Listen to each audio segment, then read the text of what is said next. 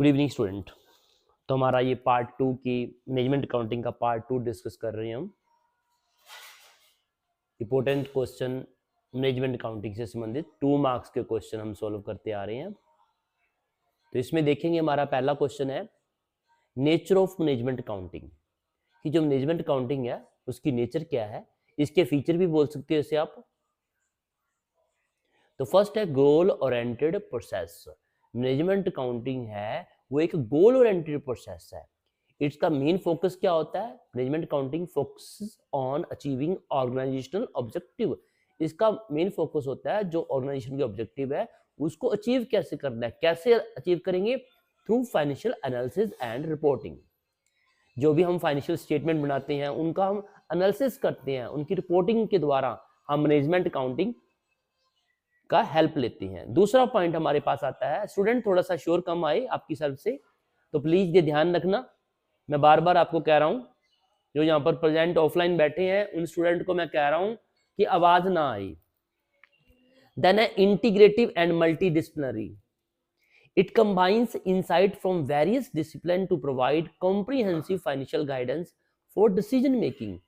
इसका जो मेन है आप कहें इंटीग्रेटिव, संगठित है एक तरह का। मल्टीडिसिप्लिनरी, मैनेजमेंट अकाउंटिंग एक मल्टीडिसिप्लिनरी का मीनिंग पॉइंट आता है कि जो फाइनेंशियल गाइडेंस हम लेते हैं इसके अंदर डिसीजन मेकिंग के लिए, क्योंकि हम इसके अंदर रेशियो एनालिसिस भी पढ़ रहे हैं, हम फाइनेंशियल स्टेटमेंट भी देख रहे हैं, तो it combines insight from various multidisciplinary to provide comprehensive financial guidance. Financial guidance मिलती है फॉर डिसीजन मेकिंग के लिए। हम इसके अंदर रेशियो एनालिसिस भी ले लिया, हमने कैश फ्लो स्टेटमेंट भी ले लिया, ठीक है ना। तो उनको हम सभी को शामिल करते हुए हमारा टारगेट होता है कि डिसीजन मेकिंग में हेल्प मिल सके। फिर हमारा पॉइंट आता है third point, adaptive and forward looking. Management accounting very flexible है एंड फ्यूचर ओरिएंटेड है, responsive to changing business need.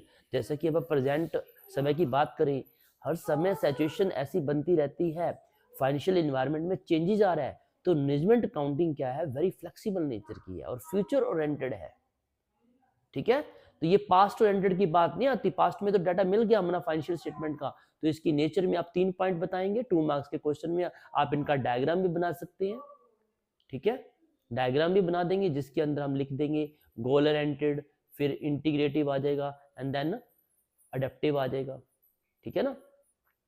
इसके बाद हमारा जो नेक्स्ट क्वेश्चन आता है आज की इस वीडियो में, डेटर टर्नओवर रेशियो। ये क्या करता है?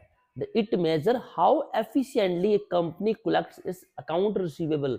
जो कंपनी के डेटर हैं, अकाउंट रिसीवेबल्स हैं, उनसे कितनी एफिशिएंटली एक कंपनी पैसा कलेक्ट कर लेती है, इस बात को, इस पॉइंट को मेजर करता है। इसमें ये देखते हैं कि कितने, it indicates the number of time on average receivables are collected during a period. कितने टाइम्स, कहने का मीनिंग क्या होता है कि डेटर टर्नओवर यही दिखता है कि कितने टाइम में वो जो डाटा है हम कलेक्ट कर पाएंगे, जो डेटर से पैसा लेना है, क्योंकि इसके बाद हम डेटर कलेक्शन पीरियड चेकआउट करते हैं। तो डेटर टर्नओवर बताता है कि net credit sale divide by average account receivables, कि जितनी सेल हुई है और एवरेज अकाउंट रिसीवेबल्स है वो कितना टाइम्स आ रहा है। इससे ये होता है कि डेटर टर्नओवर, कितने डेटर हैं जो जिनसे हमें पैसा कलेक्ट हो रहा है, कितने टाइम में मिल जाएगा, डेटर कलेक्शन पीरियड ढूंढेंगे इसके बाद। तो ये पॉइंट, इसको और ज्यादा इसकी इंपॉर्टेंस की बात करें, it is very crucial for assessing A company efficiency. Company की एफिशिएंसी फाइंड आउट करने के लिए ये मदद करता है in collecting receivables, managing credit policy, company की क्रेडिट पॉलिसी को मैनेज करने के लिए, और कंपनी की जो कैश पोजीशन है, कैश फ्लो है, उसकी हेल्थ को मेंटेन करने में हेल्प करता है। तो सिंपल कह सकते हैं, company collects it's account receivables, कितनी एफिशिएंसी से वो कलेक्ट कर रहा है, ठीक है, और विच directly impact is financial stability and operational receivables. तो इसका ये आप फार्मूला जरूर लिखें, पहले इसकी मीनिंग शो कर दें, फिर फार्मूला शो कर दें, फिर इसकी इंपॉर्टेंस। 2 मार्क्स में ये क्वेश्चन आपके लिए हो सकता है। तो सिंपल आपकी ये कह सकते हैं कि जो भी आपकी सेल है उसे आप एवरेज डेटर से डिवाइड करते हैं, ताकि कितने टर्नओवर देखते हैं, कितने समय में वो कैश में कन्वर्ट हो जाता है। सिंपल सी ये भी बात आ जाएगी, ठीक है, जाके, क्योंकि हम बाद में पढ़ते हैं ना डेटर कलेक्शन पीरियड, तो तभी पता चल जाएगा वहां से। इसके बाद हमारा पॉइंट आता है limitations of ratio analysis. Limit ratio analysis की क्या लिमिटेशन है? पहला पॉइंट इसमें ये आता है, ये फर्स्ट पॉइंट ही नोट करें आप, फर्स्ट पॉइंट, ये सेकंड पॉइंट आ गया, ये थर्ड पॉइंट आ गया। तो फर्स्ट पॉइंट है हिस्टोरिकल डाटा अलायंस।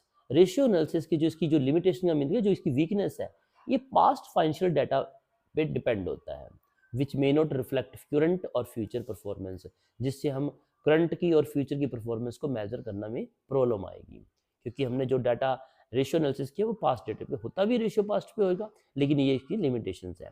फिर लैक ऑफ क्वालिटेटिव, रेशियो के अंदर हम क्वालिटेटिव डाटा को फोकस नहीं कर सकते, इसमें हम ओनली क्वालिटेटिव डाटा को फोकस करते हैं, क्वालिटेटिव एस्पेक्ट को नहीं मेजर कर सकते हम, ये इसकी ड्रॉबैक होगी। थर्ड ये आता है कि काउंटिंग पॉलिसी डिफरेंसेस होती हैं, बिजनेस मॉडल अलग अलग हैं।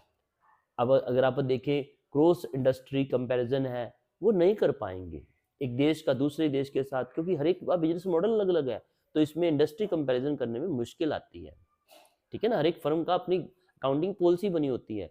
तो हम तो एक पॉइंट तो ये कह सकते हैं, डाटा रिलायंस जो हिस्टोरिकल बेस पे जो इसकी लिमिटेशन हो जाती है, और लैक ऑफ क्वालिटेटिव फैक्टर हो गया। फिर आ गया इंडस्ट्री कंपैरिजन, तो लिमिटेशन का भी डायग्राम बना सकते हो आप, एच हिस्टोरिकल डाटा, फिर क्वालिटेटिव डाटा हो गया, और थर्ड हो गया हमारे पास इंडस्ट्री कंपैरिजन चैलेंजेस। इसके बाद हमारे जो क्वेश्चन नेक्स्ट आता है, ये बहुत बार पूछा जाता है आमतौर पे क्वेश्चन, ये वाला क्वेश्चन है जो है एक्टिविटी रेशियो और ऑपरेटिंग रेशियो क्या है। एक्टिविटी रेशियो जो है it measure efficiency of asset utilisation, asset utilisation की एफिशिएंसी को मेजर करने के लिए एक्टिविटी रेशियो देखते हैं, जिसमें हमने इन्वेंट्री टर्नओवर की बात आती है, रिसीवेबल टर्नओवर की बात आ जाती है, एक्टिविटी रेशियो में एग्जांपल हो गया इसका।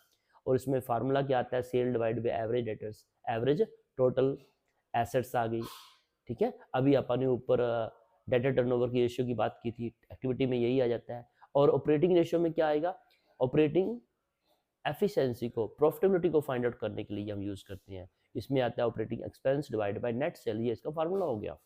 और it compares operating expense to net sale, operating expense को नेट सेल से कंपैरिजन करते हैं। तो 2 मार्क्स के क्वेश्चन में आपको इसका मीनिंग हो गया, आपका इसका एग्जाम्पल हो गया, और इसका फॉर्मूला हो गया, ठीक है। तो ये चीज आप कर सकते हैं। इसके बाद हमारा जो क्वेश्चन आता है कई बार कि फाइनेंशियल स्टेटमेंट की इंपोर्टेंस क्या है, सो इसकी ऑब्जेक्टिव क्या है, इसका उद्देश्य क्या है।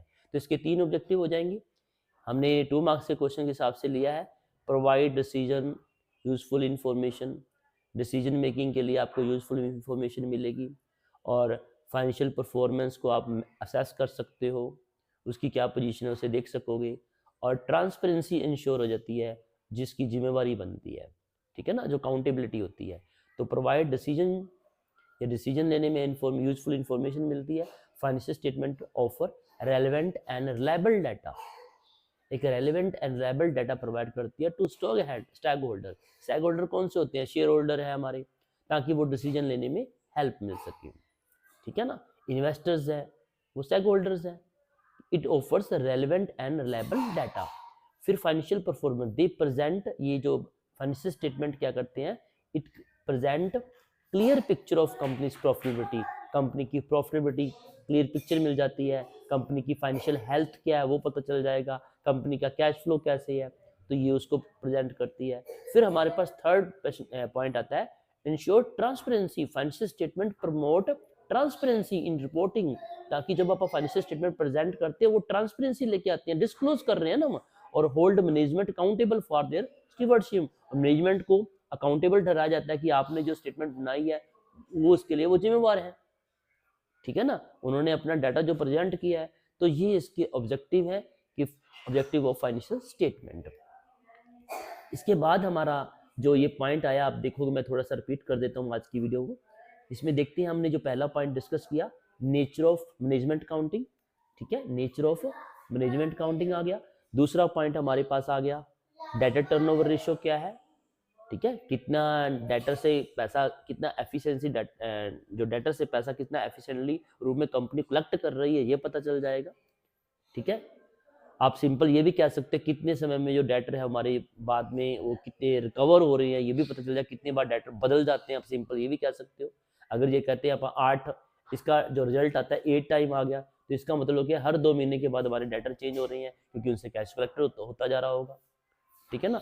आपकी नेट सेल मान लो 1,60,000 है, सॉरी 16 लाख है, और आपके जो एवरेज डेटर वो 2 लाख है, तो आप सिंपल देख सकते हो, काटोगे तो ये 8 आ गया, 8 टाइम्स आ गया। इसका मतलब क्या होता है कि 8 टाइम आपके डाटा हर बार चेंज होते आ रहे हैं। इसका मीनिंग क्या होता है कि आप 8 टाइम आपके हर, अगर देखा जाए तो 12 मंथ हो गए ना, इसे डिवाइड करके देखोगे हर 1.5 महीने बाद आपके डाटा बदलते जा रहे हैं, क्योंकि उनसे कैश कलेक्टेड होता जा रहा है आपका। तो ये एफिशिएंसी रूप से आपका डाटा कंपनी कैसा पैसा कलेक्ट कर रही है ये पता चल जाएगा। ठीक है, तो ये डाटा टर्नओवर हो गया, इसका फार्मूला बताना आपको। फिर हमारा जो अगला क्वेश्चन आता है लिमिटेशन ऑफ रेशियो एनालिसिस आ गया। ठीक है, फिर आपके पास आ गया एक्टिविटी और ऑपरेटिंग रेशियो में डिफरेंस शो कर देना आपने, ये कई बार पूछा जाता है। और लास्ट आपका आ गया जो क्वेश्चन है वो है ऑब्जेक्टिव ऑफ फाइनेंशियल स्टेटमेंट। तो स्टूडेंट, मैंने पहले भी आपको यही बताया, आपकी किसी भी प्रकार की कोई आपको एग्जाम से रिलेटेड प्रॉब्लम आती है तो ये नंबर नोट करें। ठीक है, एग्जाम के समय में आपके पास हर समय आपके लिए उपलब्ध है। आप व्हाट्सएप पे मैसेज कीजिए कि सर इसकी वीडियो चाहिए आपको, हम कोशिश करेंगे उसकी वीडियो बनाएं। ठीक है, और आपको इंपॉर्टेंट क्वेश्चन भी आपको बताते रहेंगे। हमारा कॉमर्स बिल्डर जो चैनल है मेनली फोकस ऑन कॉमर्स पे है, इसलिए आप कॉमर्स से रिलेटेड कोई भी वीडियो, चाहे आपकी +1 से रिलेटेड है, +2 से रिलेटेड है, बीकॉम से है, यूजीसी नेट है, एचटेट है, सभी डाटा आपको यहाँ से मिलेगा। Thank you.